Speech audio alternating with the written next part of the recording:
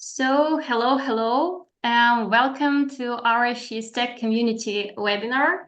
My name is Marina Dudnik. I am Diversity and Inclusion Coordinator at Intellias, and I will be your host for today. So let me briefly tell you a few words about our She's Tech and how and where we started.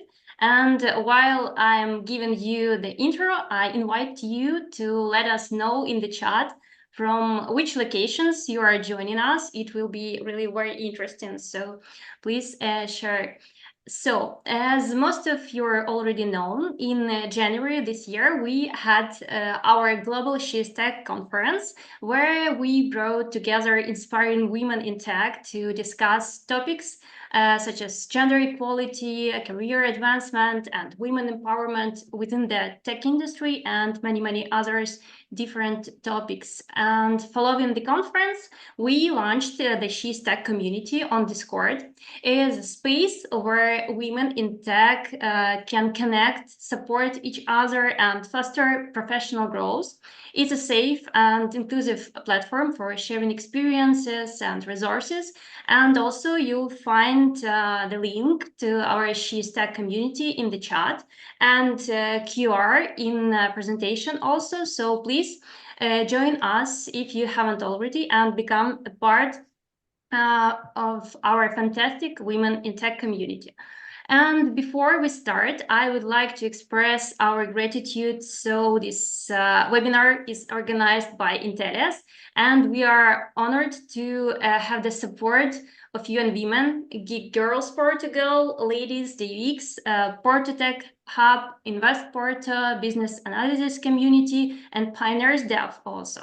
And of course, thanks to each of you for joining us. Your participation here adds value to our conversation and makes our community stronger. And I see that we have a lot of people from Portugal, Poland, Ukraine. Great, it's really great. So today's webinar focuses on salary negotiations. This topic is really crucial, especially for women navigating careers in male-dominated fields. We aim to provide some insights and some strategies to help you navigate these discussions confidently. And our esteemed speaker for today is Renita Käsper. Renita is a global director of talent acquisition and employer branding at HR's Group. Renita brings over 20 years of experience in recruitment and employer branding, making her insights today extremely useful for our discussion. So just a small note for our audience, you will have the opportunity to engage with Renita. At the end of the talk, we will have the Q&A session. So if you have questions, just write them in the chat and we will get as many as we can. So Renita, the stage is yours and I'm so excited. So let's start. Yeah, thank you everybody to being here. Other side of the screen, the place you join now. And before I share slides, thank you also for an introduction. And I really need to be, let's say, go the story back about like powerful community and also networking. I'm really proud that you brought live something like She's Tech. And if you check my profile, I have been part of few communities, built few communities myself. And that's why I'm very passionate about communities. And we're actually very proud and said immediately yes. If Bianca was asking me that, would you want to join and would be happy to, share what you have learned. And also, I think it's a great example and useful for a topic we talk later on. Just this piece insight that how I end up here first place. I think if you go back in time, it was last spring in Lisbon. I was working remotely for there and thought, okay, let's see what's happening in Lisbon. Great in that time. And I remember the Bert Mora for landing jobs from back in time in Germany. And I actually reached out to him and said, hey, what's happening in talent acquisition field? Anything interesting? And he answered, yes, we're going to have a landing job tech conference. Do you want to join? and I did join. Then next time they asked me to Porto, I did met Bianca. Bianca asked me to the last CSTEC conference, and now I'm here, meaning those things are all linked. And what I want to say with this little story here is that please network. You have a community now. Please reach out. And for me, it's the Recruitment Thursday community, HR community. That's actually your sourcing summit community. They're like your other not even work groups, but friend groups or family, or when you can support on the topics important to you, like let's say professional field, but also throughout those communities, I have found so many close friends that's awesome. I'm really, really proud to be part of that. And it's linked to the topic we talk by why it's so important also to do so. And what was so difficult, and then nothing. If I reach out to Pedro, the worstest thing would happen that he would just ignore my message, and I would forget that I even did that a few days later. That's why it's not for a cost you anything to do so and connect with people. But yeah, now on the topic, I would like to say also that I'm not salary negotiation, coach or expert on here. I want to really share with you my 20 years of experience. And the experience is based on that I have been also the Bothside in talent acquisition recruitment. I have worked and built up like 8-year talent acquisition agency, and then worked now the other part in-house. Think also like, is there differences? What are the differences, and so on. It's maybe also like important piece to share in here. And of course, I have been myself the candidate, and also having those difficulties and challenges myself. To be observed that all the challenges in my side, also all the learning there, that how to do it better. But now I will try to do the most scary thing normally in online presentation is to see that if my slide sharing is working. Like, one moment, it's happened.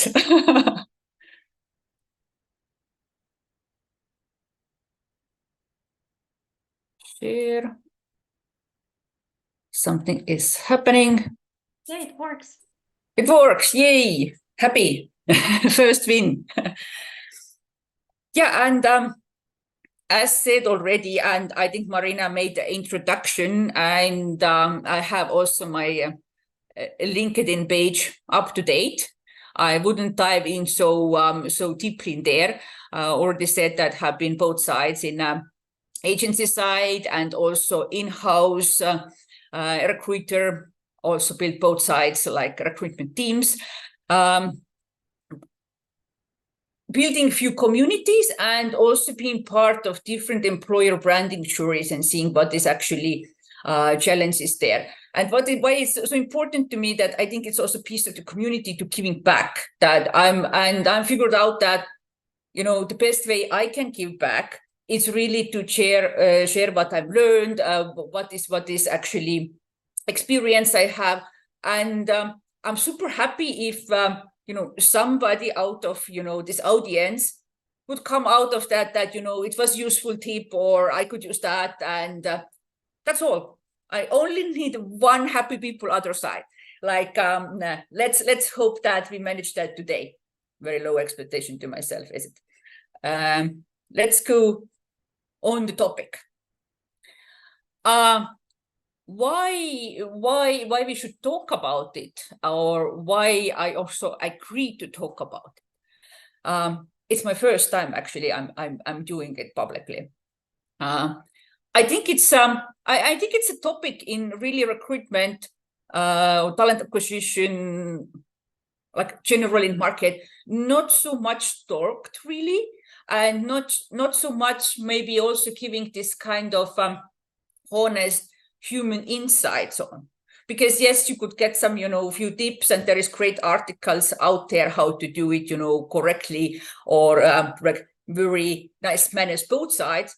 But very often, I think what we forget that we are all humans in both sides. We are all with our flaws, we are all having our PSCs, we are having our experiences, and where we're coming from. We all might come from different countries, different cultural backgrounds, when salary negotiations or negotiations generally can be done very differently. Now you can imagine if somebody need to have salary negotiation, let's say I'm Estonian and other part is somebody from America or somebody from Asian countries. Probably we would approach the topic very differently. And for example, Estonian generally negotiation type of like you do in markets and so on, it's a super difficult thing. We don't even want to see our neighbors. We don't want somebody sit next to us in a bus. That now you should be actively engaging in this kind of bit private and uncomfortable topic. And then we have, others who are very comfortable in that, and they might not understanding what's wrong with that one and why there is not actually dialogue happening. There is different opinions on that topic generally, that should there even be salary negotiation. Later on, there is also in one of my slides that some companies are not allowing salary negotiations at all. You might also see that kind of trend in some companies, in some markets and so on, that this is not common or the company has such kind of policy. But we're coming back to that topic then. In that cases, when we're talking about company having that kind of policy, I hope can talk with all of them, that they also pretty straightforward, really communicating their ranges and the policy and based on what they're doing. So I hope they have done very good market research and benchmarking that then in the background that they could come out with such kind of policies. Anyhow, let's start somewhere. In my 20 years experience, the first learning for me always is to do the research. That you need to do also research on yourself. I would like to say that it's very not nice to say about yourself that you're a product, but maybe it's easier to imagine if you are a product, that what can you actually offer? What kind of value you bring? What is the skill set where you are very, very good? What you can showcase and write it all down about yourself. Because you need to know the answers and you need to have it on your back to really have reasoning on that, why you ask some certain number.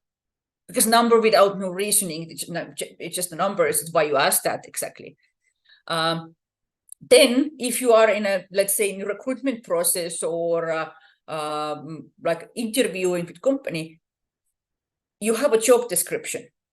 You can also benchmark yourself against this job description and see, okay, that and that level, there I'm very good, I should come from that. In this skill set or this, what they say need to be done, I have done it successfully, and be very concrete with your example. You need to bring very, very tangible examples, what you have done somewhere. What was the outcome? What was this kind of, winning gain for this company? That they would believe that, okay, this is also their problem now. And this person, if we hire them, come in and actually can resolve this problem successfully for us.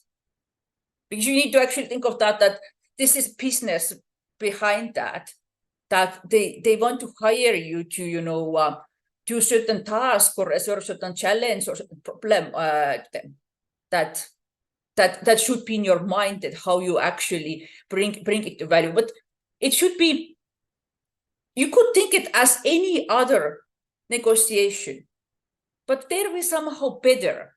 Let's say if you want to buy some sort of technology company, you're always making a list, okay, like a job description, need to be X and Y and Z and that.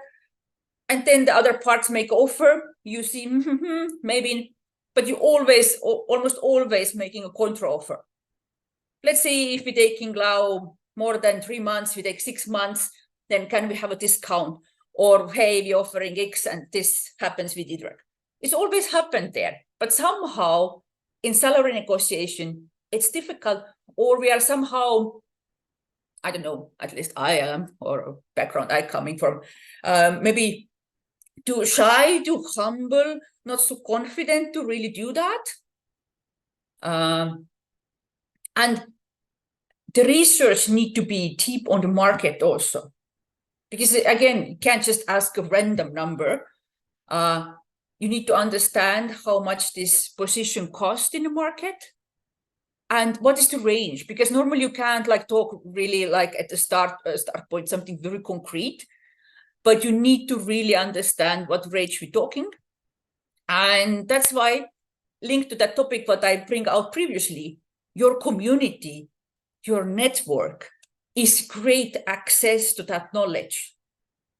And please be not so shy to really reach out to people.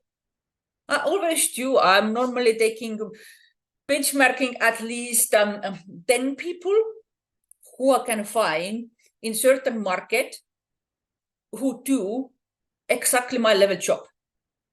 But it's also important to understand also which market they should do so.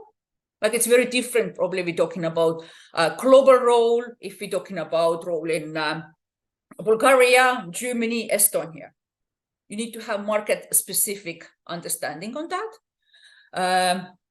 Then also the seniority, complexity, how big is the company, what is their actually growth plans. That's why I would say that take more time to investigate and reach out than rather like go with the first number you find, because this number is wrong, both sides. And that's not good. We're coming back to it later. And also, I haven't also find that people would not tell you, because you don't ask their salary or don't ask exactly what is that. You're gonna ask a range or grade or some estimate or something like that. And you can also ask somebody like more senior for that role that, hey, you are now, let's say, director of UX, but I'm going to be UX designer role. Can you please help me out to figure out how much UX designers, like in mid, earn, let's say, in Germany, if they have, let's say, 3 years of experience, this and that. I would try to go as specific as possible.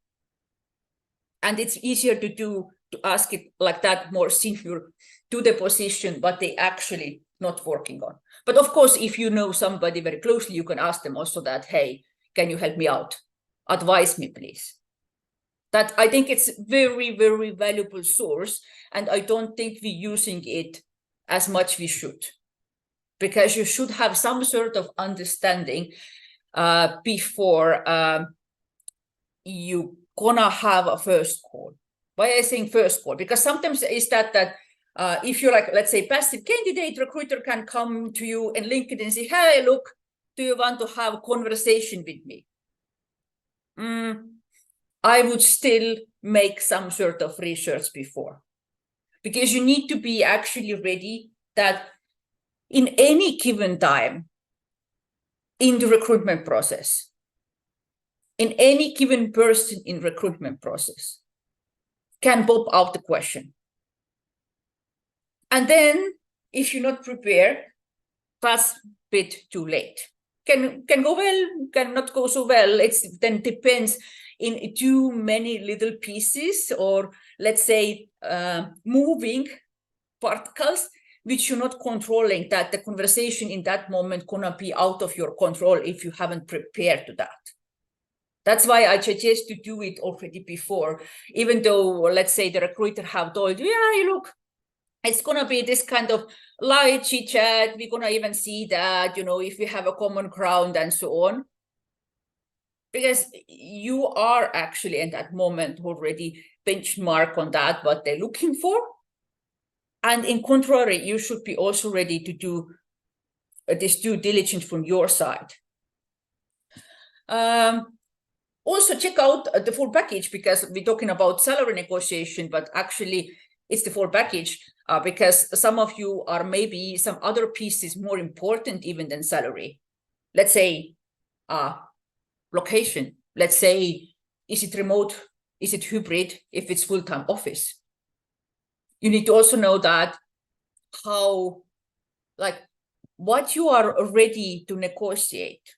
Meaning, maybe remote is so valuable for you that you are up to earn less. Real life example, I was actually looking for engineering directors, my previous company. The position was remote in EMEA, and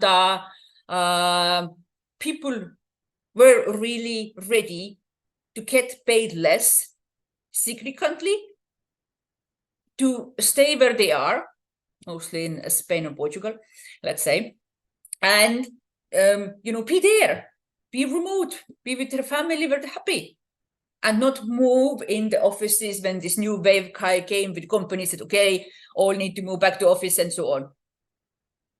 And that was actually a very big advantage for recruitment, that if you offer that you also need to think through that, which are actually the parts for you where you could negotiate, and we could be super important to you to make very clear that this is something you can play around a little bit with this number and say, okay, I'm apt to make a trade here.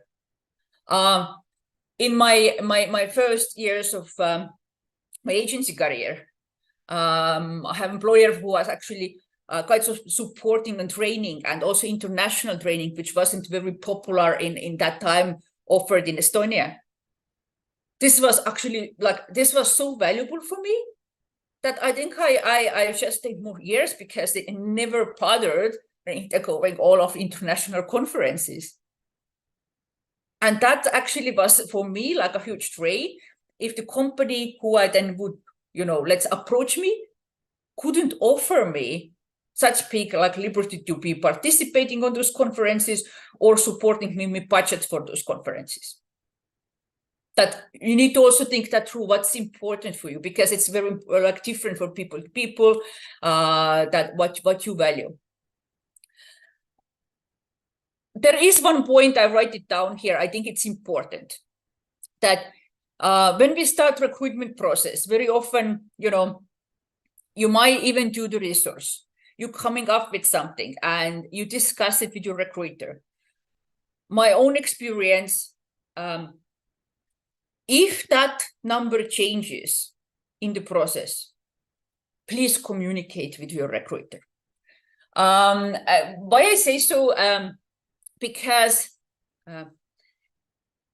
otherwise what can happen that your recruiter don't know, and maybe you're now actually hearing what actual job is, what need to be done.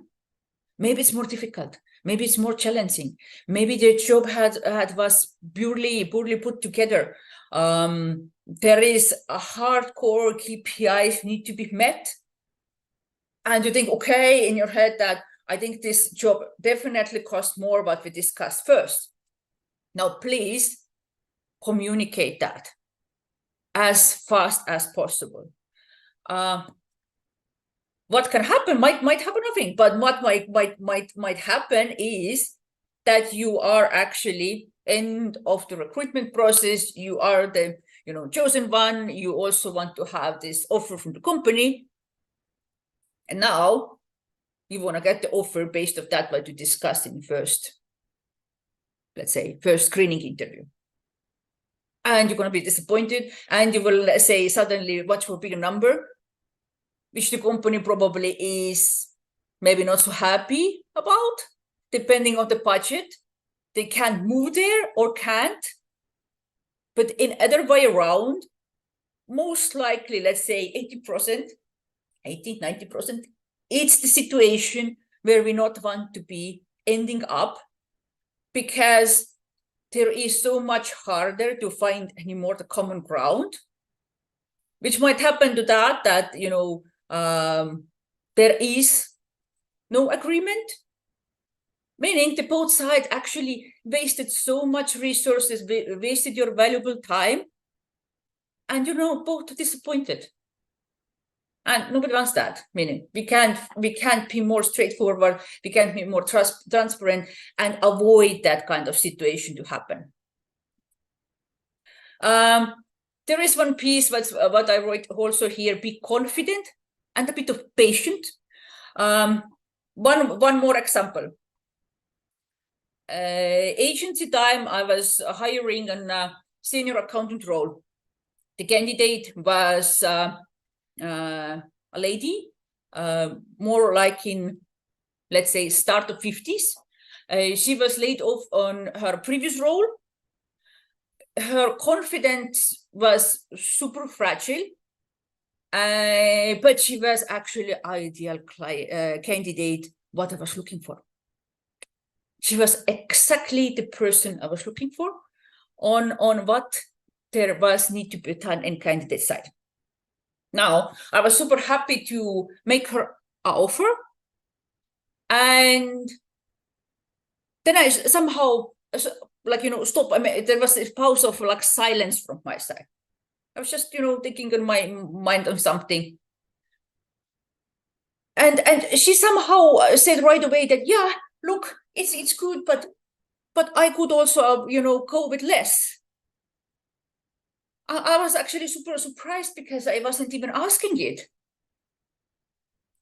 That her immediate reaction to my hesitation on some number was that I can actually also ask less if that is needed to get the job.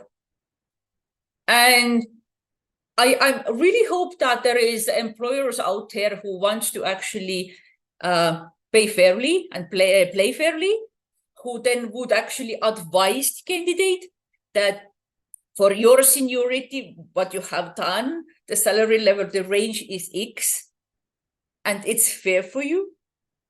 Not taking advantage on that somebody's, what have happened there, they're laid off, a certain age, let's say moms who coming from the maternity leave back to the job market very often have actually the same tendency to do. Immediately when asked the number, they kind of pushing rather back, not up. Think it's fine. I can do with less also. And I'm just saying very often it's I can't talk with all employers out there. It's a possibility to taking advantage of the situation and give them then less. Good, again, some money here as a business. But I think the important is to breathe in, take a pause. You can always say you need to think of that. You need to come back to you need to make market research, all that, but not do it immediately, because that I have seen happen. And unfortunately, this is something I have seen happen much more in, female candidate side. Look, I need to be very honest and very bluntly. Maybe not even once with male candidates. That's super different. And I unfortunately need to say it here that we also do it to ourselves. Because of that we, I don't know, so much humble, so much accepting, and maybe accepting too much. And that's why I think we need to know our worth and exact number, what this job is worth in the market, to make it better, also from our side. Yeah, and I was talking about already talking points. I think I have more slides, not so many. Don't be afraid. Just few tips, facts, and advice. It's a very different case when you are, let's say, I don't know, finished university, want to have your first job. You want to have this specific cool role in the cool company, always dreamed of. You are changing the field, re-educating yourself in something. There I have seen, unfortunately, other like this kind of pattern sometimes happening, that people ask the salary based on their current one. Let's say you are, I don't know, recruiter, but now you want to learn and want to be UX designer. but maybe you are a senior recruiter and you are a junior UX designer later on. You can't accept that a company is doing that sort of move, because it's still a junior role. Whatever you on your experience, total experience, are senior or junior. In that role, you are junior. You need to learn, somebody need to support you, somebody need to mentor you, and so on. And you need to take it into account. Also, if it's your first job, you need to understand that in that level, normally there is quite many candidates, that you need to understand that you are competing with others. And now there is, so many of you who CVs are exactly the same, that employer has quite a difficulty to make some sort of, understanding here, like is that one have more skill or that one have more skills. That's why I would not overdo it in that moment, rather to get myself, into the whole company, into the job I want, and ask more like your recruiter that please advise what could be the range, and negotiate it more like that way. Because later on you prove yourself in a new field of job, new role. You can then take also the negotiation then. That's not always need to be happening in that moment. There is also something I wanted to share with you, either from recruitment perspective, either you are passive or active candidate. Now, active candidate in recruitment, we understand you are somebody who, looking actively for job. You're applying for jobs. Meaning the situation is a bit different, that you are now depending of the jobs, of course, maybe you are, just one in a pipeline of very, very specific and looked after job, then it's fine. Most times can happen that a job where might be there is plenty of applicants. Now, let's say there was like lots of tech layoffs in the market. Wasn't there wasn't good times for recruiters. Lots of recruiters lost jobs. Now, if you see those job ads, if you put out there one job ad for a recruiter and add, let's say it's remote or something, you get thousands of applicants. And the quality is good. You can't say that, okay, the quality is that and you can sort it out so well. No, good people with good skills, very difficult to decide. And then, of course, in that moment, the negotiation power moves, because now the employer has choice. Other way around is rather that when you see in LinkedIn that somebody reached out to you and said, hey, now you have the specific skills, experience, and background we are interested in to have a conversation. Depending on your seniority now, if you're very senior, you can ask actually already in this kind of first conversation, like help me out here, what you have planned for that role. Now it depends how much how the recruiters train, how good they are in their side to get you in, but also giving you some sort of understanding that if the role is in this, let's say, range, what you could be actually have interest to have a conversation. Why it's important to actually have, in my opinion, this discussion already in those first steps, because I'm really advocating on the matter that the time is precious. And I don't want to waste anybody's time. I don't also want to be my time wasted. Example, when I was actually living in Berlin, lots of startups were actually reaching out to me as a passive candidate. Sometimes I did even benchmark them like first. And after some failures, I started immediately asking the question, why it did so? Because it's happened that I was thrown end of the recruitment process, even more or less benchmarked it like mildly first, but not so concretely. And then when it's actually was the situation to make offer, I get a lowball offer. Would I know that this is the range or this is the budget? I would never, ever agree to be part of that. Because it would be waste of my time. I will not change my current job for something which pays me 30% less. That's unreasonable. Even maybe there is some extra, maybe, you know, in the cases, I don't not say always, in the cases, you can say the word, do something super important. There is other, you know, is remote, different thing, but generally.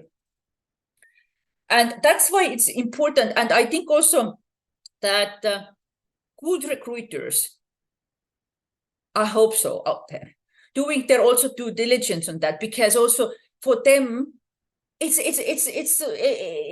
not good process. They also will waste their time. They also will waste their company's valuable time and their managers and hiring managers' time. Imagine now if in an interview process there is several senior leadership people, how much this hour cost that they now spending interviewing people which are actually out of our pay range. We can't afford them. And just saying also there is always number. If your recruiter said that they don't know, I don't think that you should be part of that, that process. They, yes, need to know also in their side how to actually make those negotiations well, that both parts get some sort of benchmarking in a startup process and would be happy to move forward. Also, benchmarking should happen throughout the recruitment process several times to make sure that if we end up in the offer stage, both sides know that if they play the cards now right there and there, it can happen. There is a negotiation space. Because if the space in common ground is not existing, then this process was flawed. There is something wasn't done correctly. And that's very important, saying that's both sides learning. We as candidates need to do better, but also we as recruiters or hiring managers need to do better, that we both actually would be happy with outcome, like a win-win situation. I mean, that's the best. The candidate gets a fair pay, what they expect, happy to move. And also the company plays on the budget and happy to have a person who is right match, but also who they can afford. Because if you can't afford, I mean, let's say, sometimes again, it's easier to think of that in real tangible things. Like, I mean, if I definitely have, you know, money from, you know, certain level of product, what's the point now to go to different, like so much expense here, like shop, and what I do there, I will point out the product and say that I want to buy that, but I only have half of the money. Will not work. But in weird ways, in the recruitment and with people, we sometimes I don't know, naive, positive. I don't know what's good word. I think that it could work. I don't know why. Also, if in any reason, let's say we find a person now in some reason, let's say we get them offer, which was low, so much lower what they actually asked. But there is another reason, you know, maybe the person is a caregiver. Maybe they need this job badly. Now, might be always that kind of reasons why they accept the job. I think it's dangerous. Why is that? Look, person starts, talks with others. There is, let's say, other like 5 Java developers, same experience, same level. They will drink beer and, you know, coffee or something like that. And it comes out. Whatever you write in job contract, it always comes out. And what you now got, a very, very disappointed person. And not only that person, the others will also feel that it's unfair. And this person might leave also, and you can actually damage the culture. But I think the most important thing what will happen in that kind of cases when this part is not done correctly is that we will break the trust.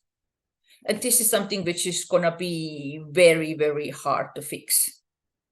Trust, also what it wasn't me, but it happened with somebody I know in this company. I know that. That's why I also like coming from now, if there is any recruiters, business other side, that I would suggest to do that, because it's also not like, long-term good strategy. You should be advise this person and saying, okay, the range for that position with your skills is this and that in our company. What's here, what I didn't talk still? Yeah, I mean, and not always there is a match. And if there is not match and it's something you shouldn't want to expect, then, just walk away. That's also absolutely fine to say no. And if you then say the range, that's why I say that you need to do research and due diligence, because then you need to be comfortable if the offer comes in this range. Again, if they're not updated accordingly throughout the process, you will end up just put so much effort and the time in the process. Let's say you made also like few homeworks, 5 interviews, and now end up with a broken negotiations because, let's say, recruiter didn't do their part, or you didn't your part as well. That's why I said that both need to work on that. And if the recruiter does not, then I suggest you to start the conversation. And yeah, you have always your ideal number and always also your breaking number. When you say, okay, this is the number I will not do. Or let's say package I will not do, and stay with that. What I had more. I wanted to talk about a little bit more about recruiters, as I'm coming from that side. You can see in this picture here that we very happy when we finally find our purple squirrel or unicorn with 5 heads and 10 hands, with normally our hiring managers are sending us to look out. What I want to say with that both sides, a little bit differently, both sides in agency recruiters or also your in-house recruiters, they are rather your allies. And I don't think the candidates using us enough for doing also their research and due diligence. Why I'm saying it? What's the recruiter's KPI? People hired, offers made, quality hire KPI, how long the people happily stay in company. Everything how recruiter is measured against is actually finding this matching candidate, having them in the right budget that we actually, when we made the offer, this offer is also accepted. Because this is not also like look good on a recruiter. If the recruiter keep making offers and in every time it's not accepted, then it's definitely something wrong there. Meaning what I want to say in here, that this is how this job is measured. And they are actually very interested to help you out. If you also look eager to have this communication and ask out, but of course, do your also do diligence, also understand the job profile and understand that this job and the company is right fit also for you. I think also like this understanding also your skill set and role is very important. That of course, if the recruiter has like, let's say 200 applicants there, then probably he can't answer everybody's request. But if you are already in the process, you are somebody they're very interested in to move into the process as a passive candidate, definitely use the opportunity if you talk with them. Not rather think, because I have heard it in the market that there is like some sort of gatekeepers. I don't rather think they are rather somebody who opens the door, or is like, faced with the company, and even this candidate is not right in that time on that certain role, might be for a recruitment perspective that tomorrow we have a role for you. And then I already met you and I already know more or less what is your expectations. Then I can just call you or reach out to you and say, okay, now we have exactly what we talked about. That's why I would like to say that please not underestimate us, that we're not blocking the door. It's rather other way around. And ask if you don't know. And it's rather more like, can you guide me? Or not like that's maybe even the current salary. You can always ask that, what is like medium in market for that role? This is not so exact for that role, but is in exactly in that company. But we're asking general in market, and probably that role is somewhere between there anyways. Then you can still benchmark the range. If you don't know, let's say, how in like what is the range for a German market for UX designers? You can't ask not about yourself. You can ask that what is the market average in mid-level UX designers in Germany. And I mean, that's, I think, straightforward information. Like every recruiter who actually works in that market can give you some sort of estimate on that. And that's already good for starting and start also benchmarking it. Not talking like too long. And I wanted to also talk something which is anchoring effect.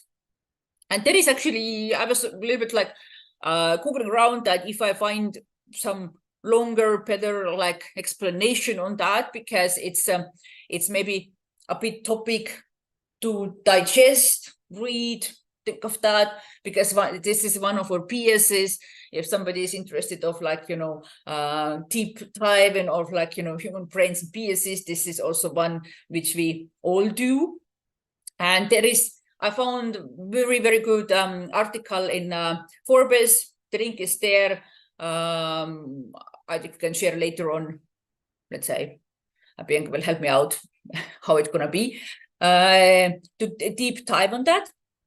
Because look, our human brains are, bit basic, maybe even more basic than you think, on especially making assumptions. And look, it goes back in time where we were also, in jungle, and for instance, there was a danger, and you need to like think of lots of things very fast, and what a piece of your brain is working very fast and first. And we tend to really anchor in this kind of first piece of information given. And that's why it's always this kind of fussy conversation about this in a salary negotiation, who should say it first? And they're coming here like this kind of, hot potato back and forth that, I don't know, and what's exactly your budget? And they said, yeah, we don't know our budget exactly, but what you think you would actually earn. And now, if any of those participators say something, this can be also the anchor when all the conversations start to like rolling around. And if not really touch points or challenged the anchor, it can be also be that it was wrong, or it's changed, or, I don't know, other part was too pressured to say something and they haven't done their like research correctly. And now again, later on comes out that, it wasn't anything they meant, but, that were pressured, and, there it comes. Anyways, I never suggest the first time when you are like just in a first call, right away say exact numbers, because how you would know exact numbers of something but you don't know? I mean, you don't know about the job, anything. Like you have just read a job post, most likely. Maybe the recruiter will reach out to you and you have this first conversation. And in my mind, it's just too less to make very, very, very deep calling on that, what this exactly is. You need to bit of like learn more, ask more questions, understand the big picture better. What is the challenge, what the job need to be done? And then definitely you need to come back to that conversation. Even though, as said before, I think it's still good to benchmark both sides. What is the range? What is the grid? Like general things that, sometimes I ask that, okay, if everything is perfect end, what is the range we're talking about when you would even think of making a move for your current company? And then normal people say something, and it's fair enough. I always say that it's not anchoring there, that this is not for me anchor. It's just understanding, and I normally give them back because it's a both side story. You need to mirror back that if that what now was said is anything we can offer. Because I think that need to be fair, that you also both sides can establish trust. It's not fair that, you ask a very, very harsh and deep question right away, like, hey, how it is. Other one take all the courage and, said something. And now you're there, said, good, I'll write it down. Just maybe we send a rejection email later on, too expensive. And it's also fair to say, too expensive. We can't afford you. Nobody gets offended. I mean, again, in my real life, I was in one process, everything went super smoothly. They were, yeah, we want to hire you, blah, blah, blah. And then suddenly I get a rejection email. I was really in resource mode. Sometimes I am. I reach out to them, chased this recruiter a few weeks and said that, hey, I really would like to learn what I did wrong and could I be better and all that story. Anyways, she said, yeah, this and that. And then she asked, can I call you? I said, okay, you can call me. She called me and said that, just that, they talked with a CEO and unfortunately, I'm too expensive and they buy the cheaper one. But I said to her that that's a fair feedback. Please say so. I said, I was actually doubting myself that in that level, the job, what need to be done. Okay, that's weird. It went so well. And now they just sent me this blunt email. But it's also like a good feedback to have on other side. So nothing was wrong with your skill set. This is just the current fact that the role is a little bit benchmarking there, or it changed. Sometimes it changed for a company side if they find that there is somebody who could do it in different level.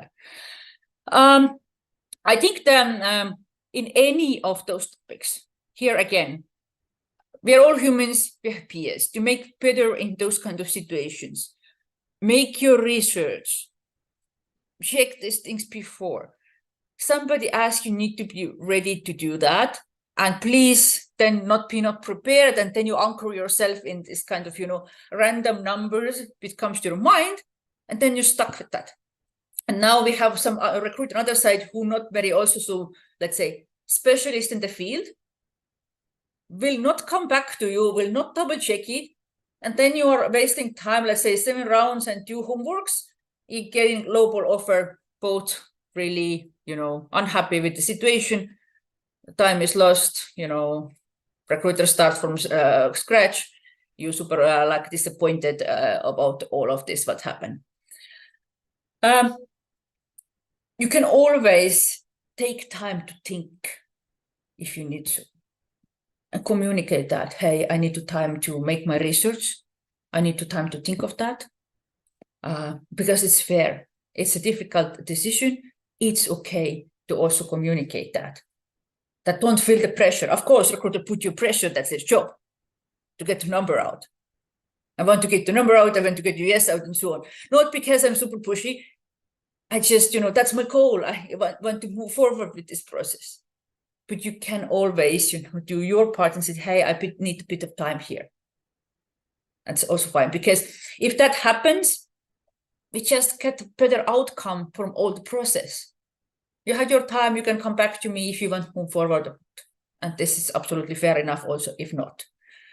And you can always reject anchor and say that, okay, this is not how this position, I made my investigation in the market, for example, and this is not what I learned, the position and that level is benchmarked. And you can hear what's the next, and always walk away from that as well. Just some kind of tips on that, but this is pretty cool article there. Please go and check into that. And I also hope that the starting webinar is maybe the starting point to go deeper on the topic, because I think if the both sides getting so much better on this negotiation, we just get so much better outcome and people getting so much fair pay for the roles. I think this was my last slide, and you can reach out to me if you have any specific questions. I try to help. Thank you. I stopped this sharing thing now. Wow, time went by so fast. I'm really eager for more of the presentation. It was really incredibly informative, Renita. We have words of gratitude in the comments for the webinar. So thank you for sharing your recommendations and great thoughts with us. And I also was surprised to learn that in salary negotiations, you should think of yourself as a product. I've never thought about it that way before. It's so simple but so helpful, you know. So thanks. The insights you provided are incredibly valuable, and your presentation have highlighted really crucial matters, helping us understand that challenges and these kind of biases, you know, that regarding salary negotiation, that are a shared experience among many people. And of course, special thanks for Mem's presentation. It was great. I saw that probably answer a few of those questions, and I thought that I need to give this example still, and maybe it's good to somebody. Oh yeah, it was great. So okay, let's move to the Q&A session and dedicate last 3 minutes. Yeah, just 3 minutes for it. So we already received several questions in chat for you. So let's start with the first. What if the recruiter says he doesn't have the salary range yet and asks you to tell your price and you under-evaluate yourself? Yeah, I mean, first of all, that's not true. Meaning, I don't know what company is that who could do that like that. Meaning, there can't be roles which are not budgeted. There is always, you know, range. It's a business decision. You know, like planning another headcount to the company, it's very serious business decision. The headcounts, you know, you see the layoffs. It's the most difficult thing to companies to get right. And I can't imagine in my, like, you know, imagination that you go to the shop, you say, okay, I need to go to the shop. This is the shopping list you have, look like, you know, there is lots of stuff. And then I go to the shop and I don't know how much money I have. I don't know, maybe I have 50 cents, maybe I have 20 euros, maybe 500. If some recruiter really have sent out to do the job like that, I don't think that you should even work in that company. Let's say that's messed up in the first place. But I do think that it's rather the tactic to get you to anchor first. And I would say that you can always come back and say, okay, what is the range plan in your budget for such kind of role? Or you can say, okay, I made my research, this role, let's say in German market, cost from that to that.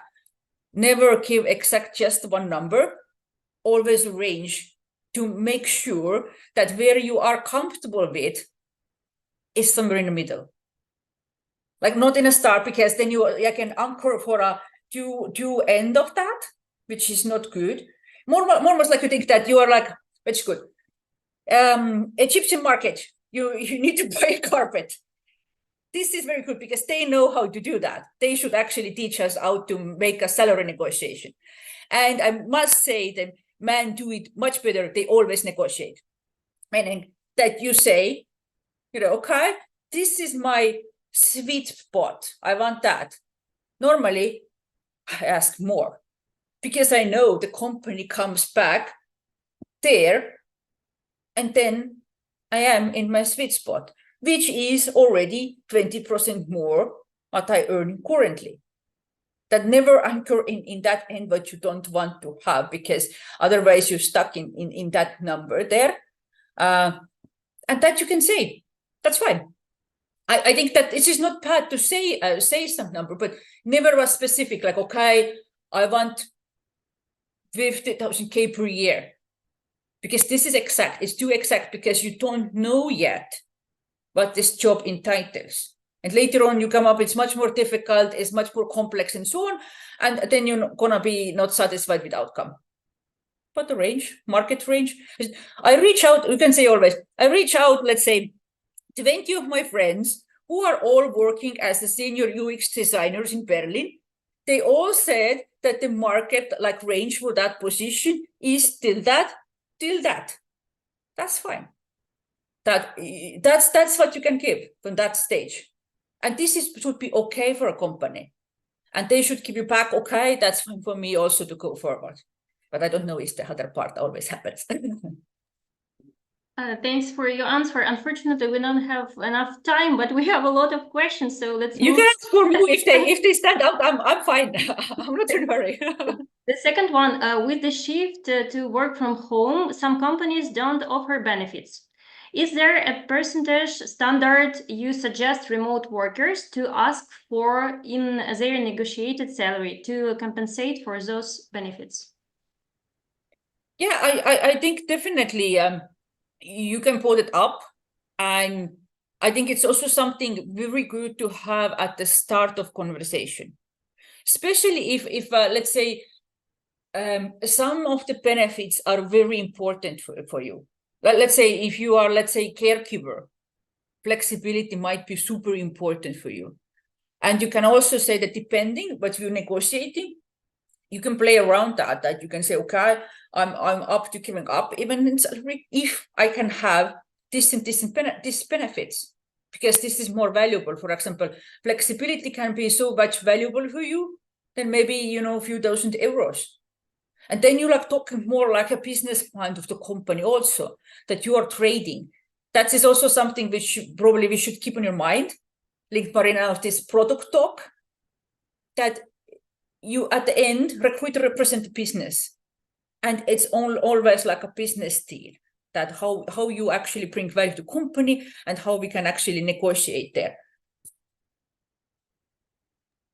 Thanks for the answer. And next one, when negotiating a salary for a remote position in a foreign country, should we accept the range of our home country for the position, or is that of the company's country? I think it depends rather the company's salary policy. You should probably research it before a little bit, because there, I don't think it's a question of negotiation. Is the question of the policy of the company. There is companies in market, let's say, they're paying globally salaries benchmark with San Francisco. And this is fine. They're doing it. Lots of in gaming I have seen. Anyways, but this is not true for other companies. There is also companies who benchmarking locally. There is companies who making difference if the position is local or global. That's also different. If the person now will work globally under the clock, or their job is linked to the local market. And there can be some sort of flexibility there, but I think it's important to make the research what the company's policy of payment is. Because in my opinion, there is no point to negotiate there anymore, because if they say their policy is local, benchmark locally, then let's company is 2,000 people, it's gonna be changing it for one person. Then you need to be really like something super specific they're looking for. and it's going to be not fair to others also. That it's rather the question of policy, what they have agreed as a company to pay. Thank you. Next one. What is the advantage of saying our salary range? Recruiters then will offer the lowest value of the range. Then don't benchmark yourself in the end what you don't want. Meaning to range what you were saying. As I said, this example of Egyptian market, the lowest range of yours, put it on a sweet spot. That your sweet spot, but you would accept the change, is the piece of the lowest range. But then, you know, you're winning anyways. But the other side is that, in my opinion, if you don't say anything, then you move forward doing all the home task and everything, and you're going to be lowballed very often. You can offer which is actually nothing you want because you never talk about it. And that's now also on you, not only recruiter. Both of you didn't talk about it, and now you have a huge misalignment in the end of the game. That's why I always do suggest to benchmark. And that's why if you play on a range, then you know that, okay, even if it's the lowest range what you're saying, but it's a good salary in the market, and it's advancement of that what you're earning now, then you're winning actually the negotiation. That then you need to do your due diligence that you don't give them a range which you wouldn't accept. That's not healthy. I agree with that. I agree totally. And we have one more interesting question. Renita, what would you advise for the junior who shifted from other area with quite a big experience in other sphere? Can it be some advantage in salary negotiations? It is. I then would suggest to think of yourself again as a product, and think which of the skills or which of your experience you can't transfer now. You sometimes need to just rename that based on this new job profile, and sometimes you need to help the company to see that. Because this is something I have sometimes done in my previous agency job for people coming or changing the very different areas. Good example, there was somebody who was actually military major, and he stopped the military career and couldn't find a job. Absolutely great man. He said that, I mean, I don't know how I would get the job now. Nobody will hire me. And people get scared even seeing his CV because he was, you know, general major, this and that. I mean, it's just, if I look at the CV, it's super scary. I think that I don't know what's happening now. But then we met and tried to translate his experience and skills to something which is in the market. And he was very good in, let's say, buying and organizing and all the procurement, because it was somebody who organized, let's say, 30 men need to move to X to Y. They need to have all the clothes, all the food, everything need to be there, which is transferable skill. Now they need to move something else, some in other organization in that job. And this was something when we transferred the skills, he actually got the job and the interview. And because think of like that which would be helpful for this new job and help the company out sometimes to see that. Because I think it's our recruitment fault that sometimes we just, you know, look at the CV, sometimes we look at the same headline on the job. Oh, the person have done the same job, then we should suitable for the exact same role, which is not true. Lots of skills are actually transferable. Yeah, so we only have a few minutes left to address the final question, and then we'll conclude. And here is the question. If you said one range salary, but you can agree to lower limit, do you tell the recruiter about it? Thank you. I mean, you could. It depends now also like what you want to achieve in your salary process. That depending on that, what you want to trade, you can always come back and say, okay, this is something I would agree of. And also, let's say, if you ask more and recruiter come back, oh, I don't have a budget on that, then you're going to go back and touch point that maybe you can exchange something. It's okay, I want more flexibility. I'm up to work like 4 days rather than 5 days. Sometimes it's also okay that you actually bring out more like, let's say, creativity around that. Especially, let's say, the bigger companies you go, the more there are actually rules what you can do or what you can't do. Now, let's say if you are like applying to the startups, there is much more possibility to be creative and flexible, and you could bring also those flexible options on the table yourself. Let's say you want so badly stock options of that cool startup. You can also say that hey, give me, let's say 10% more stocks, and then I'm agreeing with that. That it's not means end, that you just need to know what's actually valuable for you, what you could be up to trading. But you always can think also creatively. I mean, at the end, what they can say, no, or you can walk away, but you at least tried different options. Great. Renita, thank you once again for your insightful presentation and for taking the time to address all questions. Your expertise and your special energy, I think, provided us with a lot of motivation and like great strategy for next steps in successful salary negotiations. So thank you a lot. So as we conclude our webinar, I want to extend once again our gratitude to each of you for your active participation, for your questions, and also remember to join our SheStack community and Discord to continue the conversation and stay updated on future events. Thank you all for being part of this enriching discussion, and we look forward to seeing you again soon. See you. Thank you.